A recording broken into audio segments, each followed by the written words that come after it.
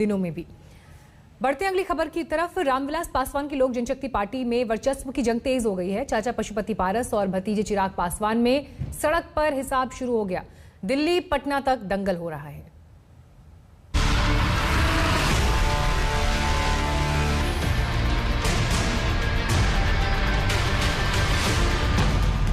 चाचा ने दरवाजा बंद कर लिया, संदेशा भिजवा दिया कि भतीजे के लिए उनके रूट की सभी लाइनें व्यस्त हो गई हैं।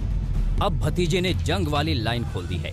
पासवान परिवार का सत्ता संघर्ष अब सड़कों पर नजर आने लगा है। इन्होंने धोखा दिया है हमारे माननीय नेता चिराग पासवान जी को। पशुपति के बेटा समान चिराग पासवान, उन पर पीठ में खंजर और कटप्पा विभीषण भरने का काम किया है। 5 सांसदों का जिन्होंने पार्टी को तोड़ने का काम किया, उनको सस्पेंशन हुआ।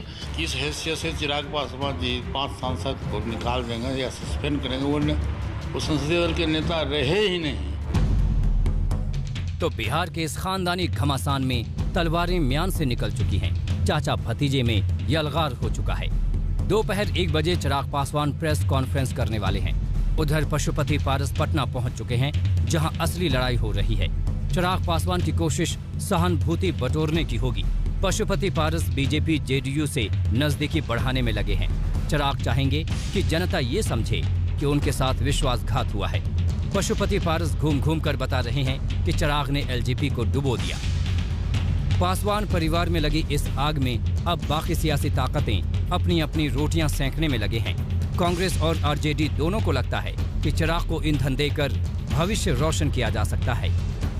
खंजर भोंका है चिराग पासवान के पीठ में। लोगों का एक ही बात कहना है कि तेजस्वी प्रसाद यादव नौजवान हैं और चिराग पासवान नौजवान हैं।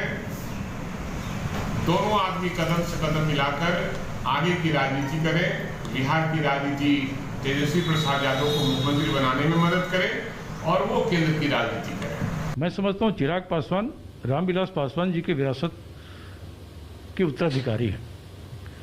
भले ही उनके एमपी उनसे टूट के चले गए, लेकिन जिन लोगों ने ये साजिश उनके खिलाफ, उनके पार्टी के खिलाफ किया है, यह वक्त का तकाजा है। उन्हें कांग्रेस आरजेडी से हाथ मिलाना चाहिए। ये समझना ज्यादा मुश्किल नहीं कि पशुपति पारस को शक्ति कहां से मिल रही है। बीजेपी जेडीयू दोनों की नजर एलजेपी पर रही है। इस परिवार पलट राजनीति में सबके वारे न्यारे हो गए। पशुपति पारस को मंत्री पद का प्रसाद मिलना तय है। जेडीयू ने हार का हिसाब चुका लिया। बीजेपी के हाथों में एलजेपी का रिमोट कंट्रोल आ गया। बस गंवाया तो चिराग ने, लेकिन गिरकर उठने का मौका तो उनके पास भी है। आज तक ब्यूरो।